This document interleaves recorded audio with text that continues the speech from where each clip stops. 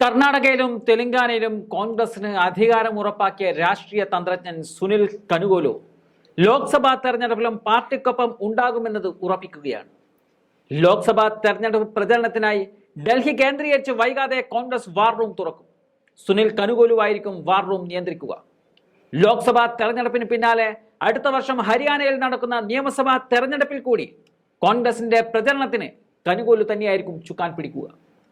കഴിഞ്ഞ ദിവസം പാർട്ടി അധ്യക്ഷൻ മല്ലികാർജുൻ ഖാർഗെ, സംഘടനാ ജനറൽ സെക്രട്ടറി KC വേണുഗോപാൽ എന്നിവരുമായി കനുഗോലു നടത്തിയ കൂടിക്കാഴ്ചയിലാണ് ഇത് സംബന്ധിച്ച് തീരുമാനമായത്.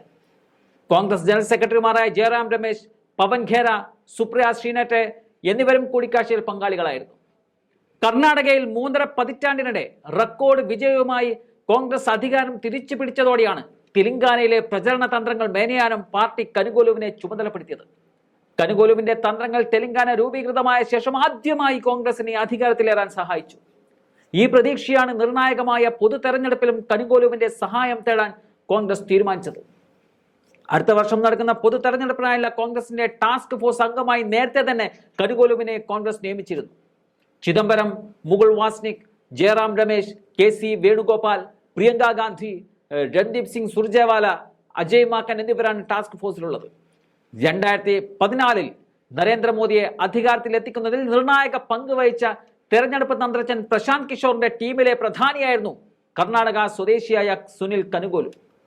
നേരത്തെ ഉത്തർപ്രദേശ്, ഉത്തരാഖണ്ഡ്, ഹിമാചൽ പ്രദേശ്, ഗുജറാത്ത്, കർണാടക എന്നിവിടങ്ങളിലെ BJPയുടെ തെരഞ്ഞെടുപ്പ് പ്രചരണങ്ങൾക്കും കനുഗോലു നേതൃത്വം നൽകിയിരുന്നു.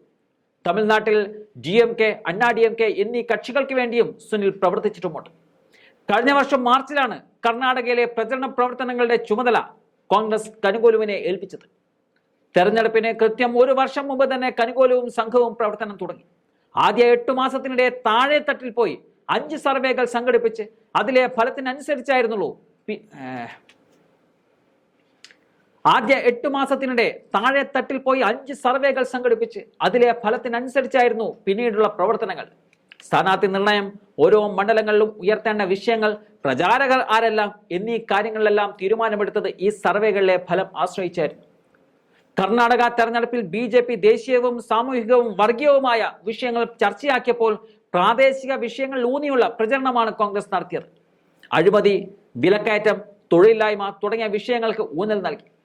BJPയുടെ വർഗീയ പ്രചരണങ്ങൾക്ക് പിന്നാലെ പോയതുമില്ല.